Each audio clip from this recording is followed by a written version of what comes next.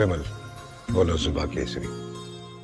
विमल में गुलिस्तान की ये कुछ लजीज फरिश्ते जब साथ घुले तो जी ललचाए और दिल कहे कि स्वाद की इस जुबा में खुद को ऐसा डुबाऊं कि निकल ना पाऊं। विमल की जुबान कुछ है ही ऐसी, मानते हैं ना? विमल, बोलो जुबा केसरी।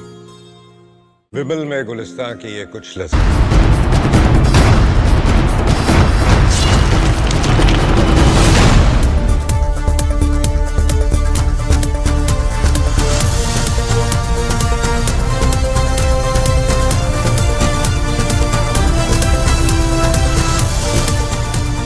नमस्कार, बहुत स्वागत है आपका। आप देख रहे हैं प्रहार। आपके साथ मैं हूं सलोनी श्रीवास्तव अजमेर। और प्रहार में सबसे पहले बात अलास्का में हुई उस शिखर सम्मेलन की जिसे लेकर पूरी दुनिया सांस रोके बैठी थी। अलास्का में पुतिन ट्रंप की मीटिंग हुई, लेकिन नतीजा वो नहीं आया जिसकी उम्मीद दुनिया को थी। इस बैठक से पहले डोनाल्ड ट्रंप जितना उत्साहित दिख रहे थे, बैठक के बाद उनकी बॉडी लैंग्वेज उतनी ही हतोत्साहित दिखी। अलास्का की महफिल व्लादिमीर पुतिन ने लूटी। रूस ने साफ कर दिया कि उसकी सुरक्षा पहले है, बाकी दुनिया बाद में। और टैरिफ, व्यापार और धमकी की राजनीति करने वाले ट्रंप को अंत में पुतिन को थैंक्स कहना पड़ा। ट्रंप की सारी चालें, सारी हेकड़ी सब धरी की धरी रह गई। हाँ, अगली मुलाकात के लिए ट्रंप आतुर दिखे तो पुतिन ने मॉस्को आने का न्योता अंग्रेजी भाषा में दे दिया। कूटनीति की शहमात में कैसे ट्रंप की हर चाल को पुतिन ने नाकाम किया है, डिटेल में आपको बताएंगे। दूसरी खबर पाकिस्तान के कबूलनामे की है। ऑपरेशन सिंदूर में भारत ने जो पराक्रम दिखाया था, अब पाकिस्तान खुद उस सच को कबूलने पर मजबूर है। वो मुल्क जो अब तक अपनी हार छिपा रहा था, आज उसकी फौज के 155 से ज्यादा जवानों की लिस्ट सामने आ चुकी है। यानी पहली बार पाकिस्तान ने अपने स्वतंत्रता दिवस पर अपनी हार की श्रद्धांजलि सूची जारी कर दी है। भारतीय सेना के प्रहार ने पाकिस्तान की पूरी मिलिट्री को हिला दिया। और क्या अब भी वो झूठ बोलने वाले जनरल और उनके हुक्मरान अपनी जनता को गुमराह करेंगे? ये सवाल है। या वो मानेंगे कि ऑपरेशन सिंदूर ने उन्हें दशकों की सबसे बड़ी चोट दी है, क्योंकि नुकसान तो कहीं ज्यादा हुआ है। इस खबर पर भी पूरी डिटेल आपको देंगे। दूसरी खबर बंटवारे के सच से जुड़ी। देश का बंटवारा एक ऐसा जख्म जिसे भारत आज तक नहीं भूल पाया, और अब एनसीईआरटी के नए मॉड्यूल ने इस जख्म को फिर से हरा कर दिया है। पहली बार साफ तौर पर लिखा गया कि भारत के बंटवारे के लिए सिर्फ जिन्ना नहीं, बल्कि कांग्रेस और लॉर्ड माउंटबेटन भी उतने ही जिम्मेदार थे। मॉड्यूल बताता है कि जिन्ना ने मांग उठाई, कांग्रेस ने मान लिया और माउंटबेटन ने लागू कर दिया। यानी बंटवारे का ये त्रिकोण ही आतंकिस्तान के जन्म की वजह बना। और अब इसी पर सियासत का तूफान खड़ा हो गया है। कांग्रेस और बंटवारे की सियासत का सबसे बड़ा सच आज आपको बताने वाले हैं। बात थार के कहर की भी होगी, लेकिन सबसे पहले बात ट्रंप की पोल खोलने की, क्योंकि बताएंगे आपको अब कि शांति की राह पर सिर्फ खोखले वादों से नहीं, बल्कि सच्ची कूटनीति और ताकतवर नेतृत्व से चलना पड़ता है, जिसमें ट्रंप कैसे फेल हुए अब बताने जा रहे हैं आपको।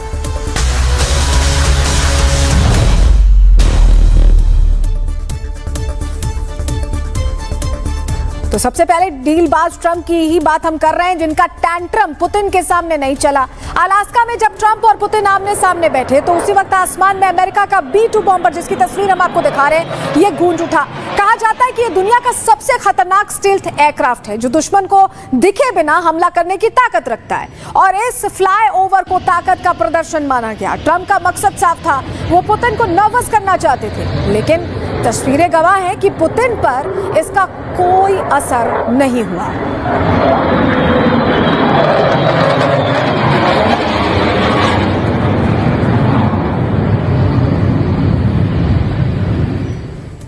देखिए, ठीक उसी वक्त जब अलास्का में ट्रंप पुतिन की मुलाकात जारी थी, सिएटल में भारत का झंडा फहराया गया। तस्वीर हम आपको दिखा रहे हैं। अमेरिका में भारत का गौरव दिखाई दिया। सिएटल के प्रतिष्ठित स्पेस नीडल के शिखर पर भारत का तिरंगा लहराया। 79वें स्वतंत्रता दिवस पर इस ऐतिहासिक मौके पर भारत के काउंसल जनरल, सिएटल के मेयर ब्रूस हेरेल यहाँ पर मौजूद थे। और देखिए कैसे शान से, गर्व से तिरंगा लहरा रहा है। तो एक तरफ अरे बोला भाई, ये क्या कर रहे हैं आप? फर्नीचर को दीमक की नजर से बचा रहा हूँ। ये इकोटेक प्लाई है, 10 साल की वारंटी के साथ आता है। इसका तो काम सही और दाम भी। आपके दिमाग को किसी की नजर ना लगे। Ecotec from Greenply, 10 point quality check, 10 साल की वारंटी, काम सही दाम सही। सिर्फ एक सफर का नहीं है, बल्कि एक गहरा राजनीतिक संदेश भी इसमें छिपा है। जब चारों तरफ दुश्मनी और तनाव की चर्चा हो और उसी वक्त एक ही कार में बैठे थे ट्रंप और पुतिन, तो तस्वीरें इशारा करती हैं कि कूटनीति का रुख बदल सकता है। लेकिन ऐसा हो नहीं पाया क्योंकि ट्रंप कुछ बदल नहीं पाए। लेकिन ये तस्वीर दिखा रही है कैसे दोनों एक साथ जा रहे थे। अगली तस्वीर अब आपको दिखाते हैं। देखिए, बैठक से पहले ट्रंप बेहद खुश नजर आ रहे थे। ट्रंप के चेहरे को आप देखिए गौर से, मुस्कान दिखाई दे रही है आपको, जैसे बड़ी कूटनीतिक जीत का उन्हें भरोसा हो। कम से कम ये तस्वीर दिखा रही। ये तुरंत की तस्वीर है जब पहुंचे थे और सामने आए थे, और हंसी बता रही है कि बहुत ज्यादा उत्साह से लबरेज थे। लेकिन बैठक होते ही कैसे सब कुछ बदला, अगली तस्वीर देखिए जरा। अगली तस्वीर आपको दिखाते हैं। बैठक होते ही ट्रंप ये देखिए कैसे नाराज नजर आ रहे हैं, चेहरे पर हवाइयां उड़ती दिख रही हैं। लेकिन ट्रंप बोल रहे हैं कि आज हमारी बैठक में काफी प्रगति हुई है। ये उनका वर्जन जरूर आया, बैठक बहुत उपयोगी रही। ये तस्वीर जब साझा की गई तो यही लिखा था कि बैठक बहुत उपयोगी रही और कई मुद्दों पर सहमति बनी। लेकिन सवाल ये है, क्या बैठक वाकई सफल रही या फिर ट्रंप के हाव भाव ही सच्चाई बयां कर रहे हैं? तस्वीर आप खुद देख सकते हैं। पुतिन को आप मुस्कुराता देख रहे हैं, लेकिन ट्रंप के चेहरे पर देखिए ऐसा लग रहा है हवाइयां उड़ी हुई है। चेहरे पर नाराजगी है और जुबान पर कामयाबी की कहानी है, क्योंकि ट्वीट तो ऐसे ही इन्होंने किया है तस्वीर। तो ये जो बदलाव है, आप किसे सच्चा मानेंगे, जो लिखा है उसे या जो आप देख रहे हैं, जो आप महसूस कर रहे हैं उसे? कम से कम मुझे तो यही लग रहा है कि ट्रंप यहाँ गुस्से में या हार गए हैं, हताश हैं। तस्वीर यही बता रही है। देखिए, व्हाइट हाउस ने एक और तस्वीर जारी की, वो तस्वीर भी आपको दिखाते हैं। ब्लैक एंड व्हाइट तस्वीर जारी की। अब वो तस्वीर आपके सामने रखते हैं। देखिए, ये तस्वीर जो जारी की गई है, इसमें ट्रंप पुतिन को फिंगर पॉइंट करते हुए दिख रहे हैं। अब आपको पुतिन इसमें भी मुस्कुराते हुए दिख रहे हैं। सवाल यह है कि क्या यह महज बातचीत का पल था? लग ऐसे ही रहा है। लेकिन इस तस्वीर को स्पेसिफिकली ब्लैक एंड व्हाइट में जारी करना, व्हाइट हाउस क्या मैसेजिंग करना चाहता था? ये तस्वीर शेयर करके ट्रंप खुद को इसमें क्या बड़ा दिखाने की कोशिश कर रहे हैं? क्योंकि कैप्शन पर तो लिखा था कि शांति ही लक्ष्य है। ये कैप्शन था व्हाइट हाउस ने जब तस्वीर जारी की। लेकिन ये तस्वीर साझा किस मकसद से की गई, इस पर शक है, क्योंकि इसमें फिंगर पॉइंट करते हुए दिख रहे हैं, बहुत एग्रेसिव दिख रहे हैं ट्रंप, और पुतिन मुस्कुरा रहे हैं। पुतिन के जेस्चर को आप देखेंगे तो आपको लगेगा कि कोई बातचीत के दौर का पल रहा होगा जिसमें बातचीत की जा रही है और उसी दौरान ये फोटो क्लिक की गई है। लेकिन क्योंकि साझा व्हाइट हाउस से किया गया है तो उनका एजेंडा अलग है। उन्हें अपने नेता को बड़ा दिखाना है, ट्रंप को बड़ा दिखाना है, और इसी जिद में ट्रंप सब कुछ कर रहे हैं जो उनकी इमेज और छोटी करता जा रहा है। ये वैसी ही तस्वीर। अब इस महामुलाकात पर पूरी जानकारी आपको ग्राफिक्स के जरिए दे देते हैं। क्या क्या हुआ है, कितनी देर चली है, पूरी डिटेल आपके सामने रख रहे हैं। 10 साल बाद पुतिन अमेरिका पहुंचे। B-2 बॉम्बर से पुतिन का स्वागत किया गया, वो तस्वीर हमने आपको दिखाई। ट्रंप ने पुतिन की अगवानी की और दोनों नेता एक गाड़ी में बैठकर निकले। 3-on-3 फॉर्मेट में बातचीत हुई, जो 1-on-1 होनी थी। पुतिन एंड ट्रंप की ये बातचीत होनी थी, लेकिन 3-on-3 फॉर्मेट में हुई। 3 घंटे चली दोनों नेताओं की ये बैठक, और दोनों नेताओं ने 12 मिनट की प्रेस कॉन्फ्रेंस भी की। पत्रकारों के सवालों का उन्होंने इसमें जवाब नहीं दिया, यानी सिर्फ अपनी बात कही और चले गए, क्योंकि कुछ ऐसा उनके पास स्ट्रॉन्ग था ही नहीं कहने को कि वो सवालों का जवाब दे पाए। या हो सकता है कि ट्रंप नहीं चाहते थे कि उनसे ये पूछा जाए कि जो वो शांति का मसीहा बनते हैं, या जो कह रहे थे कि शांति आ जाएगी मुलाकात के साथ ही, वैसा कुछ वो अचीव नहीं कर पाए, तो उनके पास जवाब नहीं था। और यही वजह है कि प्रेस कॉन्फ्रेंस के बाद सवाल जवाब नहीं लिए गए। ट्रंप पुतिन मुलाकात से कोई ठोस समाधान नहीं निकला है। उम्मीदें थी कि शायद यूक्रेन युद्ध पर नई राह मिलेगी, लेकिन बातचीत नतीजे तक पहुंचने से पहले ही अधूरी रह गई। ऐसे ये मुलाकात भी बस एक दिखावा भर लगी। ये तस्वीर आप देख रहे हैं, मुलाकात से कुछ हासिल नहीं हुआ। ये जरूर कोशिश की थी ट्रंप ने कि वो इस मुलाकात में हीरो बनकर उभरे, एक और देश में युद्ध वो कम करा रहे हैं, ये वो बताना चाहते थे। ये बताना चाहते थे कि वो नोबेल के हकदार हैं, जैसा उन्होंने पहले भी कोशिश की थी। लेकिन यहाँ पर वो बात बनी नहीं, क्योंकि उनके सामने पुतिन बैठे थे, और पुतिन बहुत सोच समझ के चीजें करते हैं। बैठक के बाद ट्रंप ने साफ कहा कि बातचीत सकारात्मक रही, लेकिन ये भी कह दिया कि नाटो और जेलेंस्की से चर्चा के बाद ही आगे का रास्ता तय हो पाएगा। सुनिए। We had a very productive meeting. There were many points that we agreed on. Most of them, I would say, a couple of big ones that we haven't quite gotten there, but we've made some headway. So there's no deal until there's a deal. I will call up NATO in a little while. I will call up the various people that I think are appropriate, and I'll of course call up President Zelensky and tell him about today's meeting. It's ultimately up to them. They're going to have to agree with what Marco and Steve and some of the great people from the Trump administration who Trump से मुलाकात के बाद Putin ने Ukraine युद्ध पर अपनी प्रतिक्रिया दी। Putin ने जोर दिया कि किसी भी समझौते को स्थायी बनाने के लिए सभी विकल्पों पर विचार करना जरूरी है।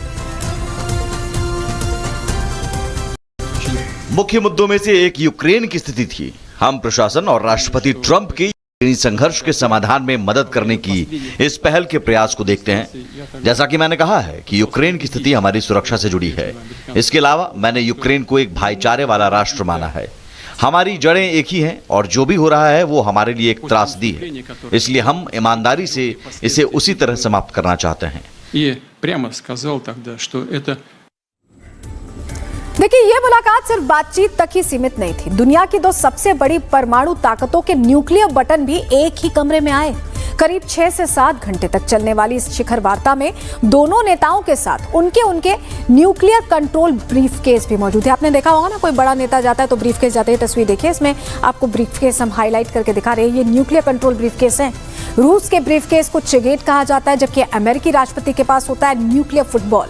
ये ब्रीफकेस किसी भी समय कुछ ही सेकंड्स में परमाणु हथियार लॉन्च करने की क्षमता रखता है। और ये भी वो तस्वीर है जो हम आपको दिखा रहे हैं, जो बड़ा मैसेज देती है। सोचिए, एक ही कमरे में दुनिया की दो सबसे शक्तिशाली देश जो जब चाहे तब परमाणु बटन दबा सकते हैं, तबाही ला सकते हैं। चलिए ग्राफिक्स के जरिए आपको समझाते हैं कि ये जो 6-7 घंटे थे कितने अहम हो सकते थे।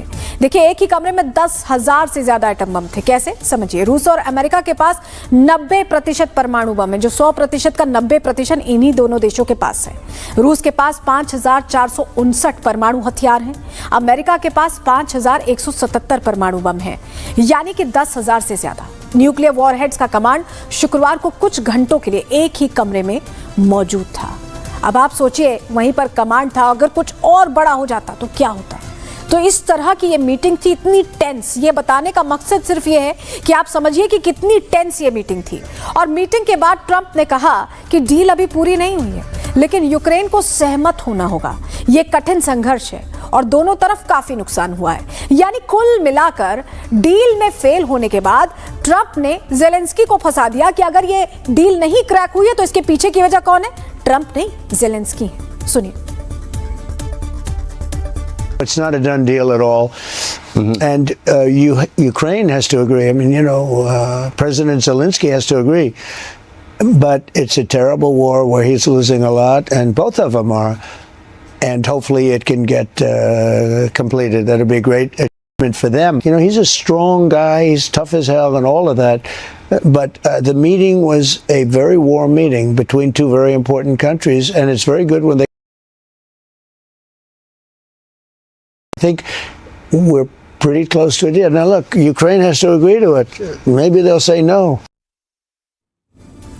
3 घंटे चली बहुचर्चित बैठक खत्म हुई तो चेहरे पर एक फेक मुस्कान दिखाई दी। मुलाकात से पहले हुई बड़ी बड़ी बातों के बीच कोई समझौता नहीं हो पाया और ऐसा लगा कि ट्रंप ने जिम्मेदारी से बचने के लिए ऑप्शन भी खोज लिया, क्योंकि अब तो पूरी जिम्मेदारी ज़ेलेंस्की पर डाल दी गई। आपने अभी सुना। ये पावर शो कैसे फेल हुआ है, रिपोर्ट के जरिए आपको समझा रहे हैं।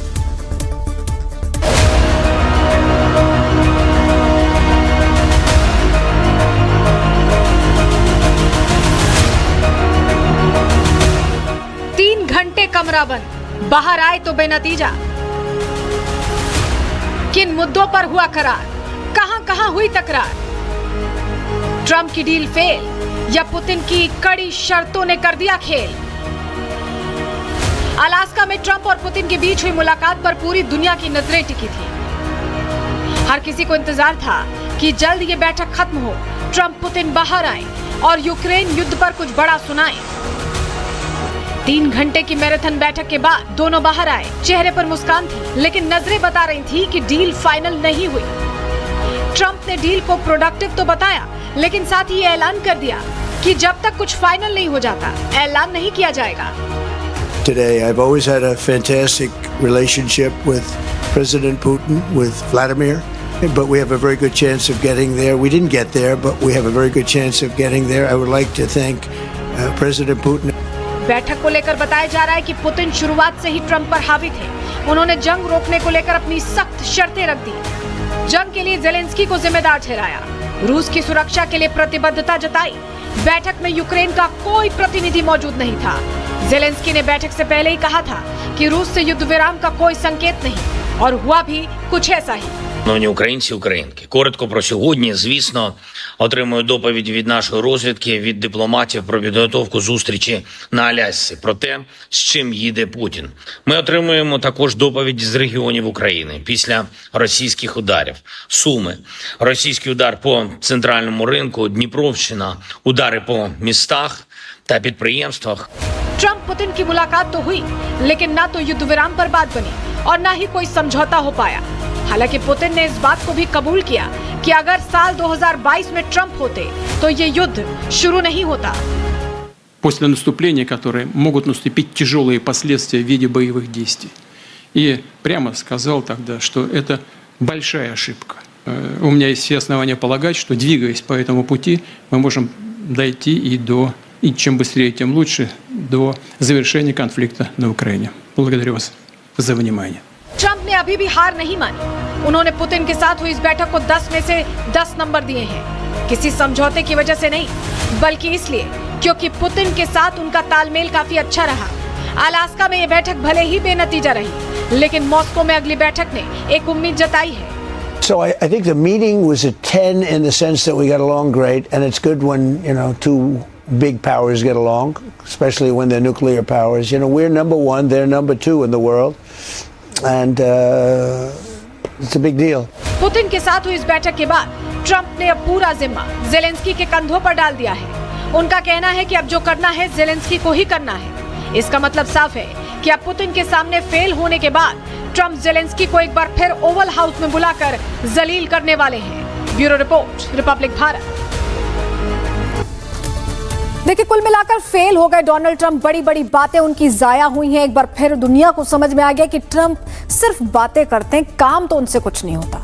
आगे बढ़ रहे हैं, अब बात पाकिस्तान के कबूलनामे की करने जा रहे हैं। पहले एयरबेस तबाह हुए, फिर फाइटर जेट्स जमीन पर आ गिरे और अब पाकिस्तान में मुनीर के नेतृत्व वाली सेना अपने ही जवानों की लाशें गिनने को मजबूर है। भारत के ऑपरेशन सिंदूर का असर पाकिस्तान पर इतना गहरा पड़ा है कि 2.5 महीने से ज्यादा वक्त गुजर जाने के बाद भी पाकिस्तान न केवल अंदरूनी चोट से करा रहा है, बल्कि अब खुद अपने नुकसान को स्वीकारने पर भी मजबूर हो गया है। जहां पाकिस्तान 100 दिन बाद भी लाशों की गिनती में उलझा है, वहीं भारत ने 11 तारीख को जब ऑपरेशन कंप्लीट किया था, 11 मई को, तभी उनकी तरफ से अंजाम देने के बाद क्लियर कर दिया गया था कि हमारा काम सिर्फ दुश्मन के ठिकानों को ध्वस्त करना है। एयर मार्शल AK भारती ने तब कहा था कि हमारा मकसद टारगेट को नष्ट करना है, हताहतों की गिनती करना नहीं है। सुनिए। How many casualties?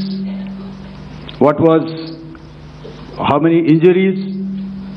Well, to start with, our aim was not to inflict casualties, but in case there have been, it is for them to count. Our job is to hit the target, not to count the body bags. देखिए, operation सिंदूर में मारे गए पाकिस्तानी सैनिकों की तस्वीरें सामने आ रही है। लिस्ट जो आप देख रहे हैं, लंबी लिस्ट है। मुनीर के नेतृत्व में कैसे पाकिस्तानी सेना पूरी तरह ढेर हो गई, ये उसका सबूत है। ये तस्वीरें बता रही हैं, ये सबूत है कि खुद पाकिस्तानी टीवी चैनल समा टीवी ने अपनी वेबसाइट पर पहले से छापा, बताया कि 155 सैनिक शहीद हुए और कुछ ही देर बाद वो रिपोर्ट वेबसाइट से गायब भी हो गई। शायद मुनीर ने जिल्लत से बचने के लिए वो रिपोर्ट हटवा दी, लेकिन अब तो डिजिटल का जमाना है। कुछ लोगों ने फोटो खींच ली, वायरल हो गई और ये देखिए पूरी लिस्ट हम आपको दिखा रहे हैं। ये 155 सैनिकों के शहीद होने की जानकारी है और ये पाकिस्तान ने खुद शेयर की है। तो जो सबूत गैंग है वो ये तस्वीर जरूर देख ले, क्योंकि वो बार बार सवाल करते हैं कि कितना नुकसान हुआ, तो ये नुकसान की लिस्ट देख लीजिए। और अभी तो सिर्फ सैनिकों की लिस्ट आई है, आतंकियों का तो बड़ा बहीखाता है, वो तस्वीर तो हम आपको दिखाते ही रहे। देखिए, पहली बार पाकिस्तान ने मानी एक तरह से सीधी हार। ये सच्चाई सामने आ गई कैसे, आप समझिए। ऑपरेशन सिंदूर पर PAK का सबसे बड़ा, पाकिस्तान का सबसे बड़ा कबूलनामा सामने आया है। पाकिस्तान ने माना कि भारत ने 155 सैनिक मारे हैं, ये माना है। ऑपरेशन सिंदूर में पाकिस्तानी सेना को भारी नुकसान हुआ है। सबसे ज्यादा पाकिस्तानी सैनिक पंजाब प्रांत के मारे गए, ये पता चला है। अब वीरता पाकिस्तान जो पदक देकर यहाँ पर छिपा रहा है, वो शर्मनाक हार ही तो है, और क्या है। पाकिस्तान का ऑपरेशन बनियान नून मरसूस बना बर्बादी की पूरी गाथा, और उस गाथा के अब एक एक चेहरे सामने आ रहे हैं। सबसे बड़ा चेहरा तो मुनीर ही है, जो फेल्ड तो थे लेकिन फील्ड मार्शल उन्हें बना दिया गया। लाहौर से कराची तक भारत के वार से पाकिस्तान कांप उठा और अब सच्चाई उन्हें माननी पड़ रही है। बड़ी बड़ी बातें करके उन्होंने गुमराह किया, अपने जो लोग हैं उन्हें पट्टी पढ़ाई, लेकिन कितने दिन तक पट्टी पढ़ाते? सच्चाई सामने आ गई। एक तरफ पाकिस्तान में देखिए ताबूत कम पड़ रहे हैं, तो दूसरी तरफ भारत में ऑपरेशन सिंदूर का जश्न कैसे मनाया जा रहा है। देखिए ये फर्क है और ये फर्क ही बताता है कि किसने क्या हासिल किया। तस्वीरें महाराष्ट्र से हैं, जहां दही हांडी उत्सव के दौरान ऑपरेशन सिंदूर का कैसे जश्न मनाया गया है। ये तस्वीर हम आपको दिखा रहे हैं। गोविंदा पथक आपली सलाम एका वेळेला एकाच गोविंदा पथकाने मुरली भाऊ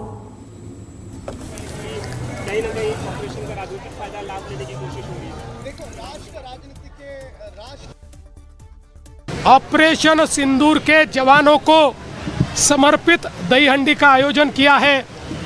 ऑपरेशन सिंदूर में प्रधानमंत्री मोदी जी के नेतृत्व में हमारे सैनिकों ने पाकिस्तान के पाप की हांडी को फोड़ा और अब यहाँ पर उन्हीं सैनिकों को सलाम किया जा रहा है। मैं राम कदम का बहुत बहुत अभिनंदन करता हूँ। तो देखा आपने कैसे महाराष्ट्र में दही हांडी बनाई गई है, तो पाकिस्तान में तो देखिए लाशें गिरने का दौर चल रहा है और भारत में जश्न का माहौल है। एक और जश्न की तस्वीर आपको दिखा देते हैं। जन्माष्टमी के अवसर पर आज कृष्ण की नगरी में ऑपरेशन सिंदूर छाया रहा। मथुरा की तस्वीरें बता रही हैं कि सेना के शौर्य को हर मौके पर कैसे सम्मान दिया जा रहा है। और ये तस्वीर आप देख रहे हैं, ऑपरेशन सिंदूर की गूंज यहाँ पे दिखाई दे रही है। मेरी सहयोगी सृष्टि वहां पहुंची, उनकी रिपोर्ट आपको दिखाते हैं। जन्मभूमि परिसर में इस वक्त हमारी मौजूदगी है और खास बात इस बार लाला के जन्म की ये होने वाली है कि ऑपरेशन सिंदूर का बोर्ड आप यहाँ पर भी देख पाएंगे, यानी कि ऑपरेशन सिंदूर जिसकी सफलता का लोहा दुनिया ने माना, आतंकियों को भारत ने किस तरीके से परास्त किया, वो श्री कृष्ण के जन्मोत्सव पर भी उसकी एक झलक आपको यहाँ देखने को मिल जाएगी। ऑपरेशन सिंदूर का ये बोर्ड बता रहा है कि किस तरीके से भारत ने पाकिस्तान को परास्त किया, आतंक को परास्त किया। और आज श्री कृष्ण के जन्मोत्सव के खास दिन भी जब पूरी मथुरा को सजाया गया है, श्री कृष्ण जन्मभूमि फूलों से, लाइटों से सुसज्जित दिखाई दे रही है, तो उसमें ऑपरेशन सिंदूर का ये जो चिन्ह है वो चमकता हुआ नजर आ रहा है। तो आप देख रहे हैं ना, फर्क आप समझ रहे हैं। एक तरफ मातम का माहौल है, लाशें गिनी जा रही हैं, ताबूत बनवाए जा रहे हैं, और एक तरफ हम जश्न मना रहे हैं। और इसी फर्क को लेकर पूर्व राजनायक दीपक वोरा ने भी पाकिस्तान पर करारी चोट की है। उन्हें सुनिए। फूलों से सच्चाई कभी आप एक्सपेक्ट ना करें, उस मार्शल जैसे फूल से। मेरा मानना है कि जो इन्होंने पुरस्कार इस समय दिए हैं उससे कहीं ज़्यादा पाकिस्तानियों की मौत हुई है, लेकिन ये पुरस्कार दिए गए हैं सीनियर लोगों को।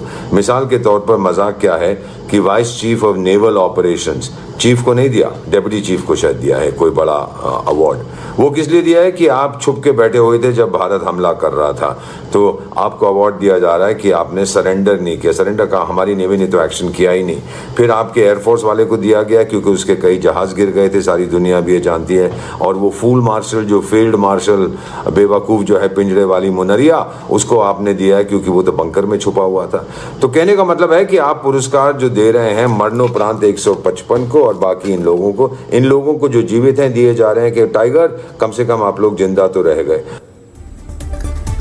तो देखिए, जहां पाकिस्तान की तबाही के सबूत दुनिया देख चुकी है, लेकिन सबूत मांगने वाली कांग्रेस की तरफ से एक और तस्वीर आई है। जी हां, जहां भारत का झंडा लहरा रही है, तस्वीर आप देख रहे हैं, ट्वीट है, लेकिन एमपी कांग्रेस ने पोस्ट में हैशटैग क्या डाला है, देख रहे हैं, हमने हाईलाइट किया है, हैशटैग इंडिपेंडेंस डे पाकिस्तान। अब ये भारत का इंडिपेंडेंस मना रहे हैं या पाकिस्तान का? लिखा है इंडिपेंडेंस डे पाकिस्तान। सवाल यही है कि क्या ये जानबूझकर किया गया है या ये पोस्ट पाकिस्तान प्रेमी गैंग के लिए किया गया है, जिसको लेकर अलग अलग बातें कांग्रेस बोलती रहती है, कभी सबूत मांगती है, कभी सेना पर सवाल खड़े करती है। और अब तो देखिए, स्वतंत्रता दिवस भी अपना नहीं मना रहे हैं, किसी और का मना रहे हैं। समझ ही नहीं आता कि कांग्रेस में ये बार बार क्यों होता है। कैबिनेट मंत्री विश्वास सारंग का इस पर कहना है कि कांग्रेस पाकिस्तान वाली है। ये पाकिस्तान वाला हैशटैग पोस्ट उनकी सोच का आईना है। कांग्रेस हमेशा पाकिस्तान परस्ती वाली बात ही करती है। आश्चर्य की बात है कि जब पूरा देश हिंदुस्तान के स्वतंत्रता दिवस को मना रहा है, तो कांग्रेस को ऑफिशियल तौर पर पाकिस्तान याद आ रहा है। हम तो पहले से कहते हैं कि कांग्रेस की रीति नीति पाकिस्तान परस्ती की है। वो पाकिस्तान के एजेंडे पर काम करते हैं, उनको हिंदुस्तान से लेना देना नहीं है। चाहे राहुल गांधी हो या कांग्रेस के दूसरे नेता हों, हर समय दुश्मन देशों की महिमा मंडन करना और दुश्मन देशों के एजेंडे पर बात करना, चाहे वो ऑपरेशन सिंदूर पर प्रश्न चिन्ह लगाने की बात हो, सर्जिकल स्ट्राइक, एयर स्ट्राइक को कंट्रोवर्शियल करने की बात हो, अंतर्राष्ट्रीय स्तर पर हिंदुस्तान के मान और सम्मान को गिराने की बात हो, हर समय तो कांग्रेस के नेता पाकिस्तान परस्ती की बात करते हैं। और कल तो इंतहा हो गई जब हैशटैग में ही लिख दिया कि independence day, Pakistan independence day. इसका मतलब यह है कि ये कांग्रेस के अंदर चर्चा होती है इसकी कि हमें पाकिस्तान को महिमा मंडित करना है, और इसीलिए तो दिल की बात जवान पर भी आ रही है और लेखनी में भी आ रही है। इधर कांग्रेस के प्रवक्ता अभिनव बरोलिया का दावा है कि बीजेपी आईटी सेल ने उनकी आईडी हैक कर पाकिस्तान हैशटैग पोस्ट किया है। वहीं शहजाद पूनावाला कह रहे हैं कि भारत की सेना के ऑपरेशन सिंदूर में 150 से अधिक पाकिस्तानी सैनिक मारे गए और कुछ लोग अब भी भारत के पराक्रम पर सवाल उठा रहे हैं। सुनिए। जो एक लिस्ट अब पाकिस्तान की तरफ से ही जारी हुई है, जिसमें कि बताया जा रहा है कि 150 से अधिक उनके सैनिक मारे गए ऑपरेशन सिंदूर में, और ये तो घोषित लिस्ट है, तो अघोषित कितनी लाशें गिरी है पाकिस्तान में, न केवल आतंकियों की बल्कि हर एक उस व्यक्ति की जो आतंक का समर्थन कर रहा था। ये तो जग जाहिर बात है। हमें वैसे पाकिस्तान के कोई दिए हुए लिस्ट से वैलिडेशन की आवश्यकता नहीं है, क्योंकि हमें तो पता है कि हमारी शूरवीर सेना ने न केवल पाकिस्तान के आतंकियों को बल्कि उनके सैनिकों को भी मौत के घाट उतारा। हमने पाकिस्तान के 5 जेट भी गिराए, हमने पाकिस्तान का एक बड़ा विमान भी ध्वस्त किया, उनके हैंगर को भी ध्वस्त किया। देखिए, जिस तरीके से भारतीय जनता पार्टी का आईटी सेल और उनके जो हेड हैं अमित मालवीय जी जो काम करते हैं, वो मध्य प्रदेश में भी होता है। मध्य प्रदेश में जिस तरीके से आईडियों को हैक किया जाता है, एआई का गलत इस्तेमाल किया जाता है, नफरत की बातें होती है, उसी के चरण में ये है। और हमने उसकी एफआईआर भी करी है। जो जिस तरीके से आईडी हैक किया गया, और भारत पाकिस्तान, मतलब आप देखिए स्वतंत्रता और आजादी की बात हो रही है और वहां पर ऐसी बातें सामने आ रही हैं। मंत्री इस मामले की एफआईआर करी है क्या? ये जो कल आपने डिलीट उसका आवेदन दे दिया गया है हमारे यूथ कांग्रेस के अध्यक्ष द्वारा, और उनके जो हैंडल चलाते हैं उन्होंने भी आवेदन दिया है। पाकिस्तान आज लाशें गिन रहा है। सैटेलाइट से लेकर पाकिस्तान के आधिकारिक लिस्ट तक सबूत साफ है कि ऑपरेशन सिंदूर ने उनकी सेना को करारी चोट दी। लेकिन मुनीर की बौखलाहट और छिपाई जा रही सच्चाई के बीच सवाल यह है कि पाकिस्तान अपने पूरे नुकसान का सच कब कबूल करेगा।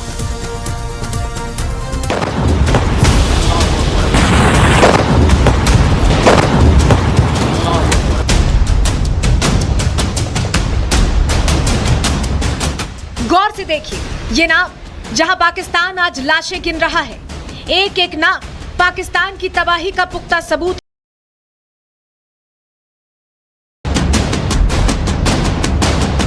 ये सबूत है उस सबूत गैंग के लिए जो पूछ रहे थे कि नुकसान कितना हुआ। आज पाकिस्तान में हुए इस नुकसान का एक एक सबूत देखिए। समा टीवी की ये रिपोर्ट कुछ देर के लिए वेबसाइट पर लाइव रही, लेकिन बाद में मुल्ला मुनीर के कहने पर डिलीट कर दी गई। लेकिन तब तक पूरी दुनिया वो सच जान चुकी थी जिसे शाहबाज आतंकियों के लाश के साथ छिपाने में लगा हुआ था। कई लोगों ने इस रिपोर्ट का स्क्रीनशॉट और डेटा सेव कर लिया था। इस रिपोर्ट में ऑपरेशन बुनियान उल मरसूस नाम का जिक्र था, जो कि पाकिस्तान की तरफ से ऑपरेशन सिंदूर के जवाब में किया गया एक सैन्य प्रयास बताया जा रहा है। इसी रिपोर्ट में पाकिस्तान के राष्ट्रपति द्वारा दिए गए वीरता पुरस्कारों की सूची प्रकाशित की गई थी। सभी नामों के आगे शहीद लिखा होने से यह साफ हो जाता है कि पाकिस्तान जंग के मैदान में बहुत ठोका गया था। तबाही ऐसी कि जंग के 100 दिन बीत जाने के बाद भी पाकिस्तान लाशें गिनने में व्यस्त है। लेकिन सवाल तो यह भी है कि 100 दिन बाद पाकिस्तान ने आधा सच बोला। 155 से ज्यादा पाकिस्तानी सैनिक युद्ध में मारे गए आतंकियों पर कब बोलेगा पाकिस्तान? पाकिस्तान में सैनिकों से ज्यादा आतंकी मारे गए। मौत का आंकड़ा देखकर मुनीर बौखलाया है। पस्त पाकिस्तान पूरा सच कब बताएगा? एयरबेस और फाइटर जेट पर कबूलनामा कब आएगा? पाकिस्तान के कबूलनामे से सवाल गैंग खामोश होगा। इसमें किसी प्रकार का कोई शक नहीं कि पाकिस्तान को बहुत बड़ा नुकसान हुआ। जहां तक नूर खान का बेस है, नूर खान उनका कमांड कंट्रोल सेंटर था एयर डिफेंस ऑपरेशंस के लिए, ऑफेंसिव एयर ऑपरेशंस के लिए, और न्यूक्लियर कमांड पोस्ट भी था। कम से कम 150 से 200 लोग कमांड पोस्ट में मौजूद थे, और उसमें वो जो कमांड पोस्ट है वो स्टील का बना हुआ था और कंक्रीट का बना हुआ था, और अमेरिका ने बनाया था। उसको बर्बाद करने के लिए केवल एक विंडो थी, जो एग्जॉस्ट विंडो थी, लगभग 3 फीट बाई 2 फीट, जिसके मिडिल से हिंदुस्तान ने एक मिसाइल दागी। अंदर जितने भी लोग थे सारे के साथ एवेपोरेट हो गए। जानकारी मिली है कि पाकिस्तान में पाकिस्तान के प्राइम मिनिस्टर शहबाज शरीफ ने खुद 155 परिवारों को उनके शहीद सिपाहियों के लिए मेडल दिए हैं, उनकी वीरता का बखान किया है, उनके शौर्य की सराहना की है। अब सवाल ये उठता है कि ये जो 155 शहीद हैं ये कब हुए? ये ऑपरेशन सिंदूर के बाद की घटना है। ऑपरेशन सिंदूर को लेकर पहले सैटेलाइट तस्वीरें आई। इन तस्वीरों ने बताया कि पाकिस्तान में ब्रह्मोस ने किस कदर तबाही मचाई। उसके बाद मुनीर की बौखलाहट ने यह साफ कर दिया कि चोट गहरी लगी है। और उसके बाद अब पाक सैनिकों की मौत वाली लिस्ट पाकिस्तान में मची तबाही का प्रमाण है, और यह प्रमाण है भारत के शौर्य का, भारत के साहस, नए भारत की शक्ति का। हमारे वीर जाबाज सैनिकों ने दुश्मनों को उनकी कल्पना से परे सजा दी है।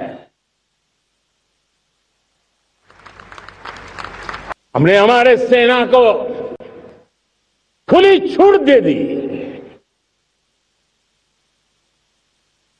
रणनीति वो तय करे, लक्ष्य वो तय करे, समय भी वो चुने, और हमारी सेना ने वो करके दिखाया जो कई दशकों तक कभी हुआ नहीं था। मुल्ला मुनीर आज ताबूत गिन रहा है। कटोरा शरीफ शहबाज अपने सैनिकों की लाशों को छिपा रहे हैं। पाकिस्तान की कंगाली शोर मचा रही है। वहीं दूसरी तरफ पाकिस्तान की अंत कथा बदस्तूर जारी है। Bureau report, Republic Bharat.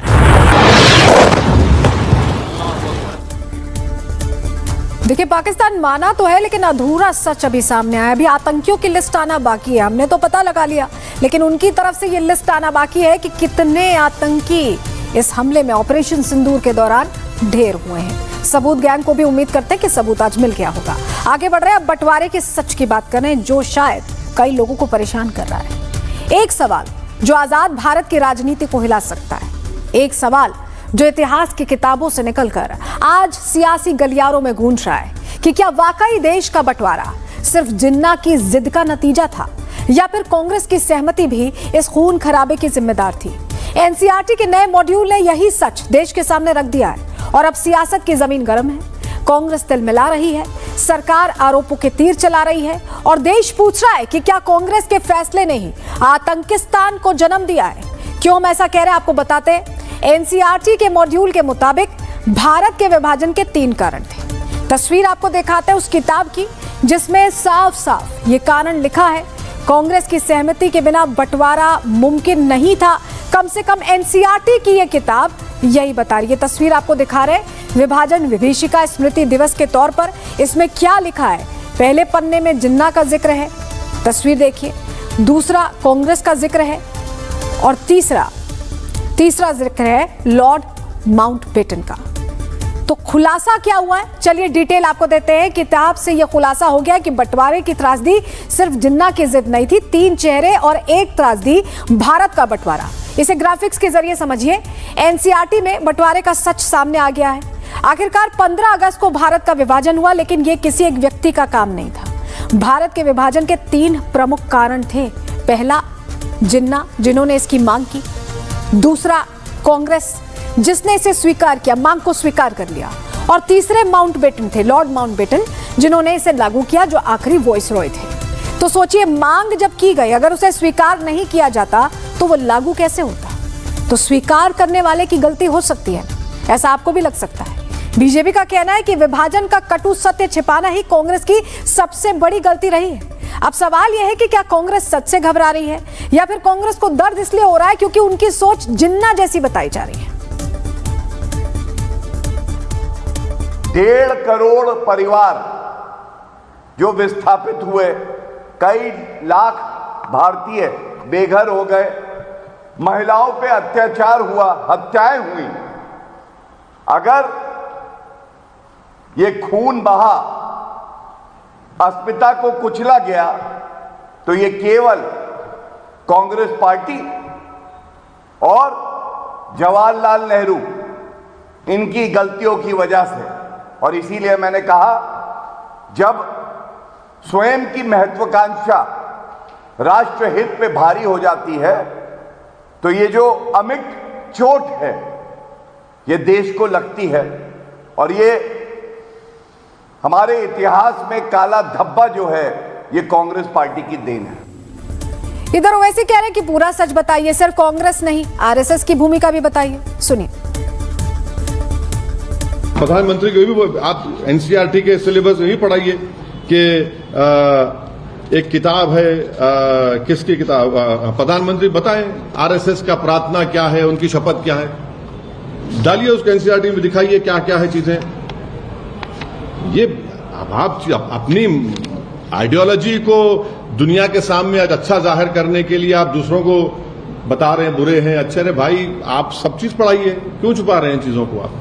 ये तो हमेशा हिस्ट्री बदलने की आदत तो शुरू से आरएसएस बीजेपी की रही है ना। तो देखिए, एनसीईआरटी का ये जो नया मॉड्यूल है, इससे सबसे बड़ा सियासी तूफान अब उठ गया है। सच बता रहा है ये, लेकिन सवाल साफ है कि क्या बंटवारे की पूरी कहानी से कांग्रेस खुद को अलग कर सकती है? और क्या आजादी के उस सबसे काले अध्याय में कांग्रेस की भूमिका उतनी ही बड़ी थी जितनी जिन्ना और माउंटबेटन की थी?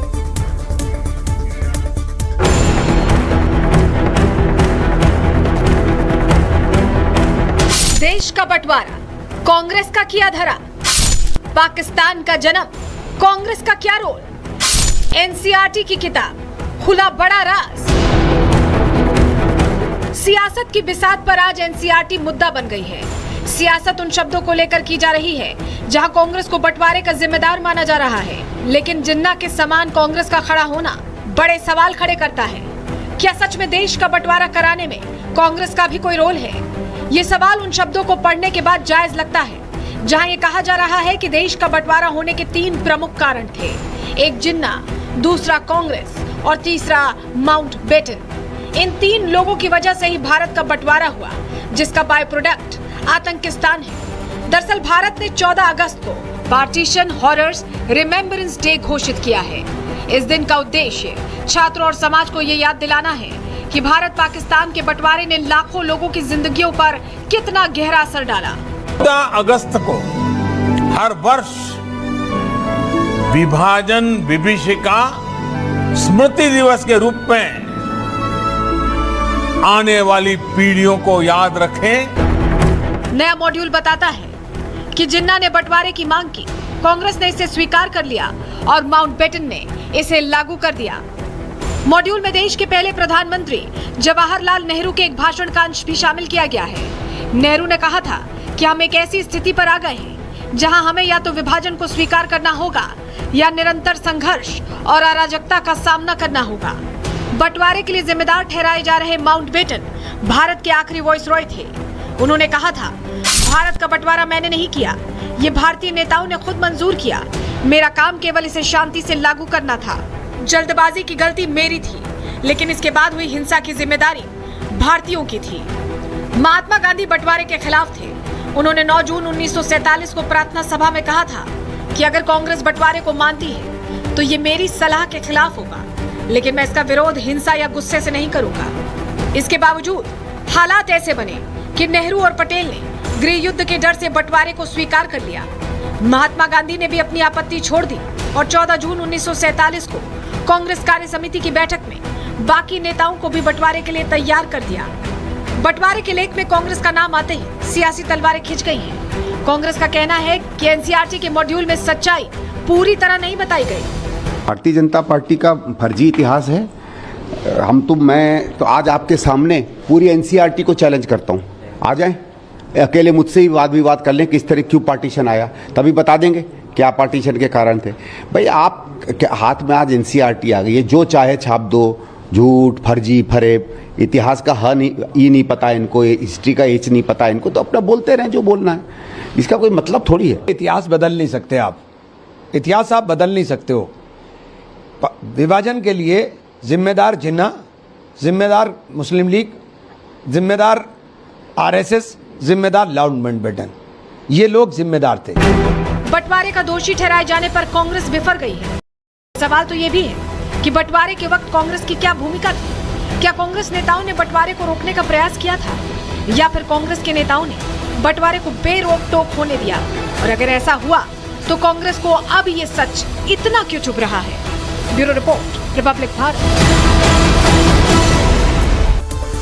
और चलिए अब बात किलर थार की करते हैं। आपको भी शौक होगा कि आप थार खरीदें, और बहुत सारे लोग थार खरीद कर पावर शो करने लग जाते हैं। दिल्ली में थार का आतंक बढ़ गया, पहले चाणक्यपुरी, अब मोती नगर। बीते एक हफ्ते में ही दिल्ली थार से त्राही त्राही कर रही है। दिल्ली में थार चालकों का आतंक थम नहीं रहा, ऐसा लग रहा है कि थार में बैठकर थार के ड्राइवर दुनिया को रौंदने ही निकल पड़ते हैं। तस्वीर आपको दिखाते हैं जो थार चला रहे हैं, लेकिन जिम्मेदारी के साथ नहीं। क्या हालत हुई इस मोटरसाइकिल की, देखिए। ये थार ने कुछ नहीं, थार ने इसे रौंदा है। अब इस पे जो सवार होगा उसकी क्या स्थिति होगी, ये भी आप समझिए। अब आपको अगली तस्वीर दिखाते हैं जो आपको बताएगी कि ये जो गाड़ी थार, देखिए थार चलाना कोई बुरी बात नहीं, बड़ी गाड़ी या बहुत पावर वाली गाड़ी का शौक होना कोई बुरी बात नहीं, लेकिन देखिए इस गाड़ी की क्या स्थिति हुई। ये थार ही है पर खच्चे उड़ गए। देखिए पावर चलाना, पावर एक तरह का दिखाना, रफ्तार से चलना, एयरबैग्स खुल गए हैं। देखिए बोनट टूट गया पूरा और एयरबैग खुल गया। और थार को बहुत मजबूत गाड़ी माना जाता है, तो सोचिए कितनी जबरदस्त टक्कर है। ये देखिए सीसीटीवी फुटेज देखिए, कैसे जोरदार टक्कर पहले बाइक से होती है। फिर से आपको दिखाते हैं ये तस्वीर हम, और जो हमने सर्कल किया ये देखिए, ये आती है पहले बाइक वाले को रोनती है और उसके बाद सीधे ट्रक में जाकर भिड़ जाती है। और स्थिति क्या हुई थी उस थार की वो भी आपने देखा। ये फुटेज अगर आप सोचिए आप उस रास्ते पर जा रहे हो और इस तरह की स्थिति, तो आप क्या करेंगे। और एक और चीज देखिए, गाड़ी के अंदर जो थार एकदम खराब स्थिति में खड़ी है उसके अंदर शराब की बोतल है। तो शराब के नशे में चूर होकर रफ्तार का नशा जब चढ़ा तो क्या स्थिति हुई है आप देखिए। और ये ऐसा लग रहा है कि आम हो गया, दिल्ली में बार बार ऐसी तस्वीर सामने आ रही है। थार चलाने वाले अब पावर शो करने लगे हैं, लग रहा है। बोनट पूरी तरह से खुल गया। ये देखिए पूरा जो आगे का बोनट है कैसे क्षतिग्रस्त हुआ है, खुला नहीं है, क्षतिग्रस्त हो गया है, पर खच्चे उड़ गए आगे से। एयरबैग खुला हुआ है, ड्राइविंग सीट पर जो था उसके लिए एयरबैग खुल गया, लेकिन जो ड्राइविंग नहीं कर रहा था, जो सड़क पर चल रहा था बेचारा, उसकी क्या गलती थी। बाइक सवार को टक्कर मारी है और उसके बाद ट्रक में भिड़ गई है ये थार। और थार आजकल किलर बन गई है, तस्वीरें कम से कम यही बता रही हैं। और ऐसे में जब भी आप सड़क पर गाड़ी चलाएं तो जिम्मेदारी के साथ चलाएं, क्योंकि आपका जो रफ्तार का शौक है वो किसी की जिंदगी पर बहुत भारी पड़ सकता है। इसी के साथ आज के लिए प्रहार में इतना ही। कल फिर हाजिर होंगे डिटेल रिपोर्ट के साथ, तब तक के लिए दीजिए इजाजत, नमस्कार। के ये कुछ लजीज फरिश्ते रिबन बोलो जुबां कैसे। विमल में गुलिस्तां के ये कुछ लजीज फरिश्ते जब साथ घुले तो जी ललचाए और दिल कहे कि स्वाद की जुबां में खुद को ऐसे डुबाऊं कि निकल ना पाऊं। विमल की जुबां कुछ है ही ऐसी, मानते हैं। विमल बोलो जुबां कैसे। विमल में गुलिस्तां के ये कुछ लजीज